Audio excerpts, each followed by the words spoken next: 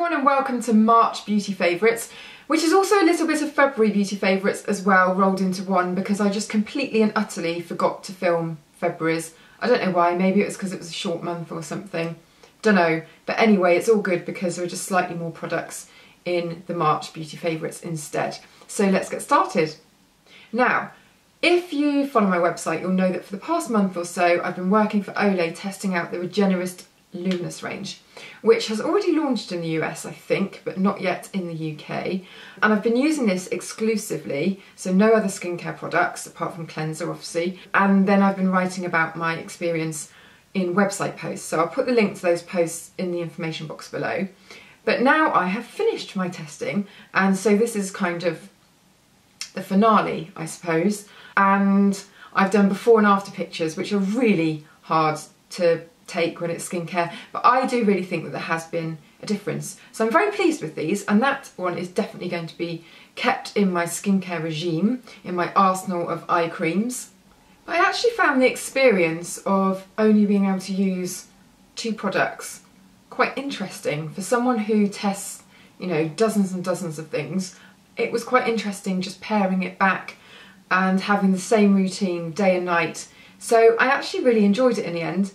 Anyway, before and after pictures are on the website, as I said, and also Olay very kindly are giving away 50 of these moisturisers to my viewers or readers.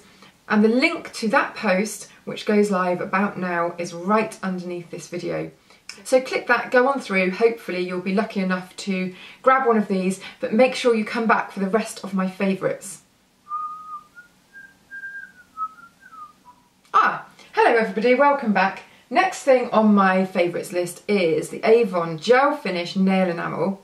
What shade is this? Oh, I don't know. P802? That can't be the shade name, surely. Anyway, it's the shade that I've got on, and it's a really good skin colour nail polish, I think, and not very expensive at all. I'll get the actual shade name and I'll put a link to that in the information box below, along with everything else. But been wearing a lot of that one. If you watched my beauty reviews video last week, you'll have seen the coral polish that I've been wearing a lot as well, the Leighton Denny one. If you didn't see that video, then make sure you go and watch it. I'll put the link to that in the information box below as well. Blimey, there's going to be a lot of links. Because also in that one, I show you what my next favourite looks like on my skin, which is the Avon Mineral Foundation. Really expensive, I'm afraid, but it does have the most amazing glowing finish, and you only use a little bit at a time if you use it in the way that I do. So make sure you go and check out that video for a bit more information on that. I really like that one. Next thing on my little list is a little bit of a rediscovery, because I'd lost this and now I've found it again, and it's a cream blush from Bourjois. I think I spoke about this last summer, but it's just, what's this, Nude Velvet, this shade. It's just a really nice peachy colour. I've got it on, but I'll just pop a bit more on. Really inexpensive. Oh dear, my mascara seems to have dropped a little bit. That won't be a favourite, will it? Really inexpensive, really easy to kind of cart about, because you don't need a brush, and it's tiny. No excess packaging there. So that is a re-love, that one. I don't know whether it's been in favourites before, maybe it has, but just think that gets a big thumbs up. This is the L'Oreal Elvive Fibrology shampoo and conditioner, and I really thought, what a load of rubbish, this is not going to thicken at all. This isn't for people that are losing their hair, really. It's more for people who have got fine hair and they just want a bit more oomph to it. Well, not even oomph, it does actually make the strands feel thicker. I just let mine dry naturally, and it just felt a lot more volumized, and I was very, very impressed with this. It's really dirt cheap, couple of quid. Now I'm not sure which of these elements is actually doing the work here, the shampoo, the conditioner, or also I've been using the thickness booster as well, which you mix with the conditioner. I don't know which of these is the magic element, or whether it's got this technology in all of it, but I've been using it all at once, and I do feel that my hair it's almost coarser in a way. It doesn't feel really soft and silky, but it doesn't feel rough either, but it just feels like there's more to it, if you know what I mean. So I'm really impressed by this. It's absolutely so cheap, but works. A couple of other shampoos though, these were going to go in the February favourites actually. Avon Full Detox. which I really like because it's very, very cleansing if you want to get loads of product build-up out, but it's not stripping. It doesn't leave it squeaky, because I hate that squeaky thing. And it doesn't feel kind of stripping, if you know what I mean. It strips everything out, but it is not stripping. Possibly the most confusing little description I've ever done. And this one, another shampoo, is the Almond Milk Shampoo from Lavera. Bought this off Feel Unique last year. Can't remember how much it was, but I don't think it was too bad. Because it was for sensitive scalps. Delicate scalps, sorry.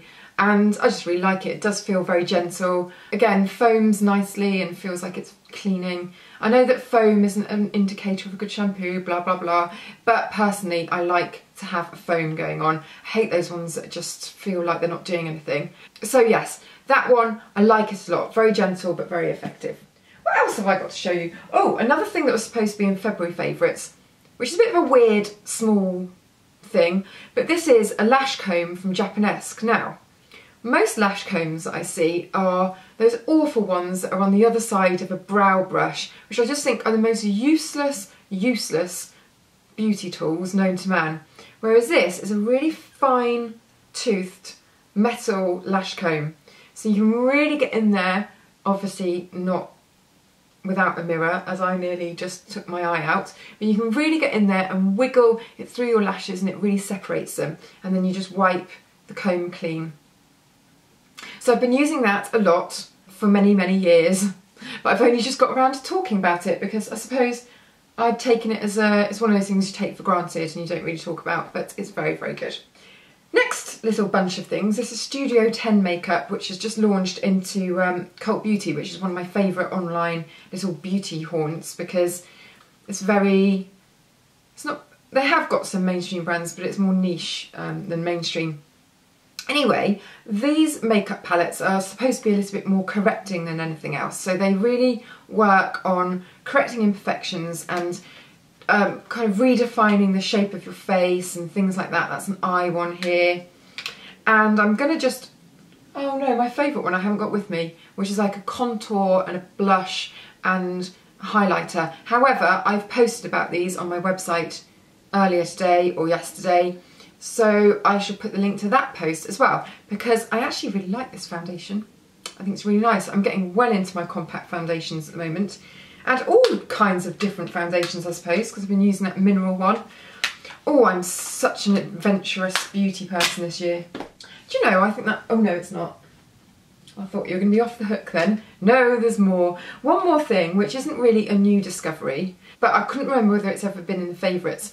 This is the Angel body lotion, and you literally need a crane to lift this. It's so heavy, but inside, the teeniest amount of body cream known to man.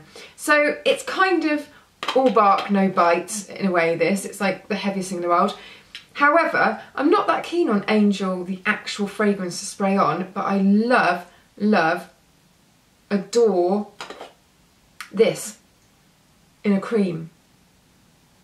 There's just something about it that captures my imagination, and it's really, I want to say gourmand, you know, like those fragrances that taste like you can eat them, like very vanilla-y and warm and delicious. But it's not really. I can't describe it. I think it's quite off-putting the way that it's blue, and it's making me think different things about it than I normally would. If that was like a creamy colour, I think that I'd be thinking that it was a different type of fragrance, if you know what I mean. But it's almost like chocolatey, or I don't know. I can't describe it. If anyone can describe Angel really well, that's in this cream form, not in the perfume form, then please do in the comments below. I kind of wish that they would do a little refill so that you didn't have to buy this every time, because it makes me feel very bad. Maybe that is a refill.